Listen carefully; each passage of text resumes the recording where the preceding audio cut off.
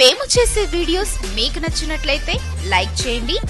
అలాగే మరిన్ని interesting updates కోసం మా ఎస్టీవీ తెలుగు ఛానల్ ని సబ్స్క్రైబ్ చేసుకోండి.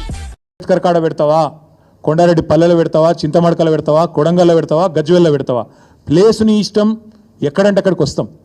కానీ నువ్వు తప్పించుకపోయే బాబత్ మాకు తెలుసు. నువ్వు గ్యారంటీ ఏం చేస్తావు?